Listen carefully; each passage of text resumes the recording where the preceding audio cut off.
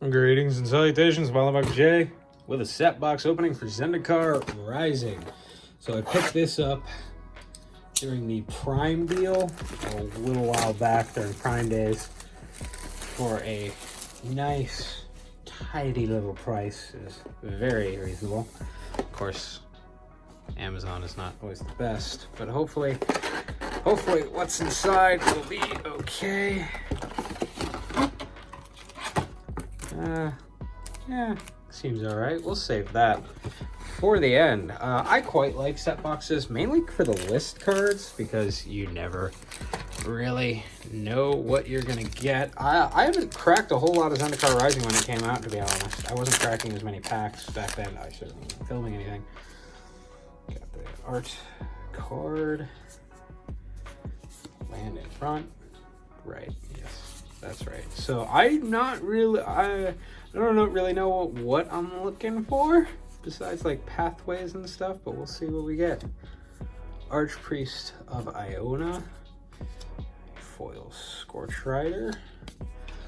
But I do like set packs. I like the list.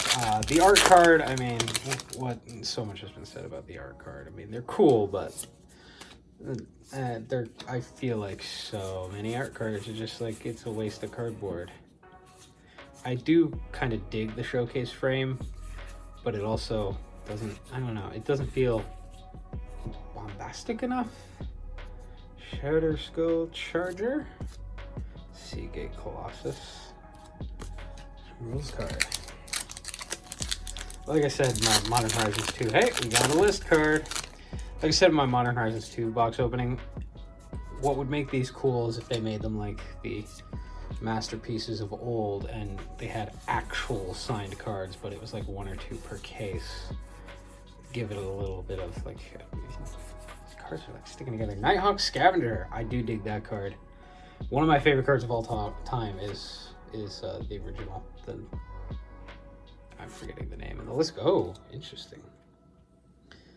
So from Kamigawa block, we have Nizumi Grave Robber, Night Eyes the Desecrator, Rat Wizard. I don't know if this is a rare or a common or an uncommon. It's an uncommon because I can see the set symbol kind of buried down in there. That's a interesting one. But Vampire Nighthawk. It's just called Vampire Nighthawk. Vampire Nighthawk is one of my favorite cards.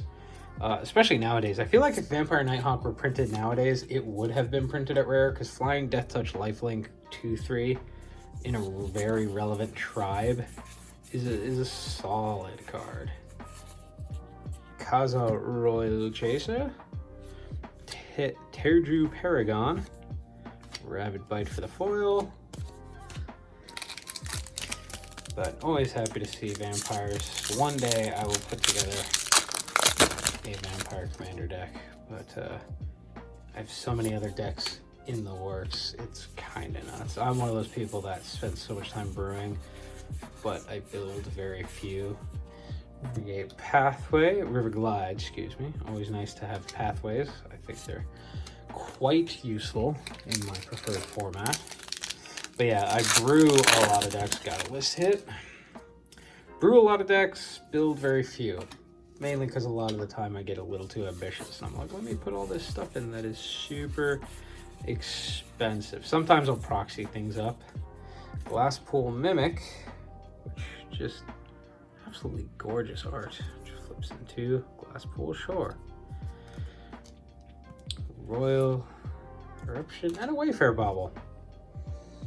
From 5th Dawn, I believe. Wayfarer Bauble, another Commander staple. I don't think it's worth anything, but like Soul Rings, it's always happy to have on hand for building decks, especially decks that are like white-black and don't necessarily have the best ramp. Jace Mirror Mage, first mythic of the box. Hey, it's the Planeswalker pack, everybody. And I don't even know what they called this, Borderless Extended Showcase, whatever they called it, for the set Nissa of Shadowed Boughs. That is, again, gorgeous art. Such a gorgeous card. Timber aesthetic. It is aesthetic, I think. I pronounce the word good. And then I lost my train of thought. Oh, yeah, Wayfarer Bubble. Really good in commander decks that have colors that don't do ramp. Because if basically that don't play green, because green is now version, which is a flip. Zero Sun the Trickster, Merfolk Akum Hellhound for the foil. Green does everything. Green has such great card draw nowadays. Green obviously is the best ramp. Hey, here we go. But green, I'm not saying like green is OP, but man, they've really pumped up green, and in the commander space, like absolutely. Valakut Awakening, 2 Stoneforge, Bushfire Elemental for the foily boy. Try and pick up the pace a little bit, got another list hit, because I don't want to take too long. Hey, finally got a foil full art. That'll be nice to have. I do like the full arts. I know some people like, they just keep doing full arts. They're not special anymore. Crackplate Baloth, Utility Knife, and a Thought Vessel. Which is, again, not worth anything. This is, so far we're putting together a nice standard Commander Precon package with a Wayfarer Bauble and a Thought Vessel. What was I saying? I forget. Oh yeah, the full art lands. Yeah, I remember people complaining that they started making too many full art lands and not making them special. Another foil, we got an Angel of Destiny, not foil, mythic, another mythic. Highborn Vampire for the foil. And honestly, I feel like when people were saying list card, when people were saying like they're not special anymore, what they're really saying is they're not worth anything anymore. Oh no. And like, you know, obviously if you're a person who has a collection of like guru lands, you wouldn't want those to suddenly be reprinted. But like when it comes to like full art Zendikar lands, just roll with it, man. What did you think? They weren't gonna do full art when they went back both times? Throne of Makindi, probably saying that wrong. Blood Chief's Thirst, and another Kamigawa block. Brothers Yamakaze, Bushido. If there are exactly 2 permanents named this in play, the legend rule doesn't apply. Each other creature named Brother Yamakaze gets +2/+2 in haste. That could be really interesting. That's kind of neat. It's a legendary creature if they're exactly 2. So when it blocks or becomes blocked, it gets +1/+1. If you have 2 on the table, they're 4 3s. But if you have 3 on the table, the legend rule does apply, because it only says if there are exactly 2. That's an interesting little card. I like seeing cards that, like, from before I played. Myriad Construct. Fissure Wizard. That's a funny name. Fissure Wizard. I like seeing cards from before I played. Sometimes they're really just terrible, and sometimes they're really like, what is this card trying to do? Oh, didn't even notice because it's just the stamp, which means the artist didn't want to sign or something. I don't know why they would bother putting the stamp on then. Oop. Linvala, Shield of Seagate. You get a foil showcase, Prowling Felidar, which is just, honestly, that's probably going to go in my Catmander deck, because it's just a solid card. A 2/3 for Vigilance for 4, but Landfall. Wrap up those counters. And my Catmander deck is an equipment-based deck, so another foily land. So make him big every time I play a land and put big things on him. Leyline Tyrant. Very interesting looking dragon. Subtle Strike for the foil. So we're about halfway through the box now. I don't see any way, shape, or form I could get as lucky on my list hit as I did in my Modern Horizons 2 set box when I hit that Kozilek.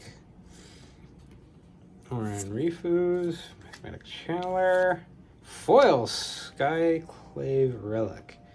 Indestructible when it enters the battlefield. If it was quick, create 2 tap tokens that are copies. So for 3 mana, you get an indestructible out of any color.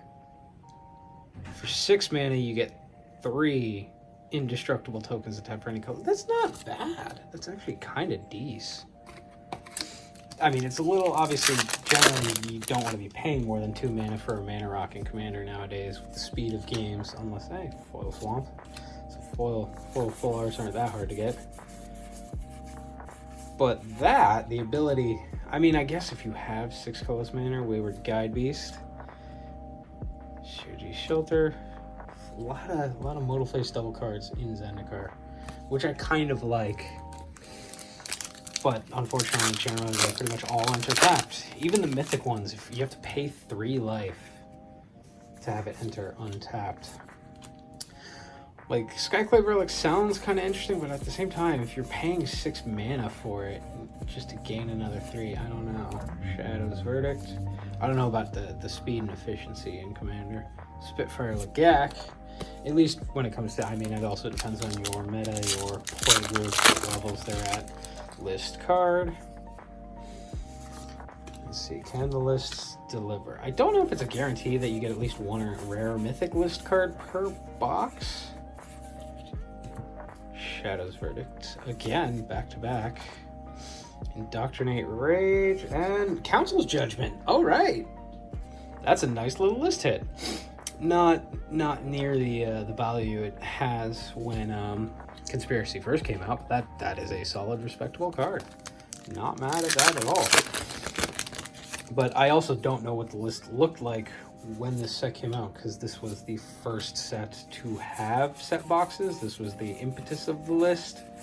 So, regular Skyclave Relic, Thieving Skydiver, Dreadworm for the foil. So I don't know what the list looks like for this set. Like, I don't know what the potential bombs were back when this came out. So maybe I'll be pleasantly surprised. I don't know. We'll find out. Usually I walk away with 1 rare. So far I've gotten a rare and a mythic. Hey, there you go. Full art pathway. Always happy to see that. I'm actually going to put that aside. Full art pathways are very cool. I know honestly, I think the pathways, especially the full art ones, are totally undervalued. I know you can't fetch for it, which is probably why they're not more expensive, but I still think they're a great card to help. Morag, Fury of Akum, so another mythic hit. Cliff-Hitting Kitesail for the foil. Oh, I didn't even see we had a list card. Drift of Phantoms from the original Ravnica. 2, so it's a 0/5 for a 2 and a blue Defender Flying Transmute. So a 0/5 Defender for 3. So you're probably just playing that for the transmute ability. Let's be honest.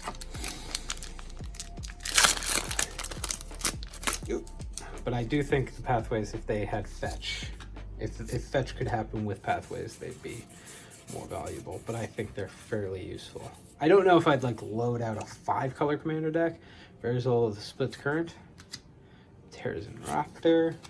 I wouldn't load out like a 5-color commander deck with all 10 pathways unless it was a perfectly balanced list card. Perfectly balanced commander deck in terms of like mana symbols. Because obviously even in 5-color you want to have more symbols to what you have respective to the costs and everything. Oh, get another foil rare artifact. Terradrew Paragon. Foil Myriad Construct. So second foil. Heck. I don't know how awesome that is, and then I don't remember what set this is from. It's obviously very old. So put a Pegasus token into play, treat it as a 1/1 creature with flying. So for 2 mana you get a flying 1/1, and then you can sack a land and pay 2 mana to get another flying 1/1. That's just bad. That is just not a good card. 1, 2, 3, 4, 5. So we already had 7 list hits on average. 7 to 8 is what you get in a box. So we'll see. But it'll be a little bit sad if today breaks the trend of my luck with set boxes of always getting at least 1 rare and 1 mythic. Founding Conundrum, list card, Maddening Cacophony, Canopy Bailoff for the foil, and then of course this has the box topper, which could be a $3 card or it could be an $80 card. because I believe Cavern of Souls Expedition is around 80 or 90 bucks, which would be more than what I paid for the box. Clearwater Pathway. Always nice to have pathways. I like pathways, as I've said. And this is Zendikar. We're down to the last 4 packs. Did pretty darn good on the mythics. No mythic land though, which is a little sad. Maybe in the end. Relic Robber, Iridescent Beetle. It's really pretty art. I love the art in Magic. It's one of the things I love about the game. It's just some cards are just beautiful. Foil. But no mythic land of the land cycle, which is a little sad. Squad Commander, Maul of the Skyclaves. I'm going to set you aside because now I don't have to buy you.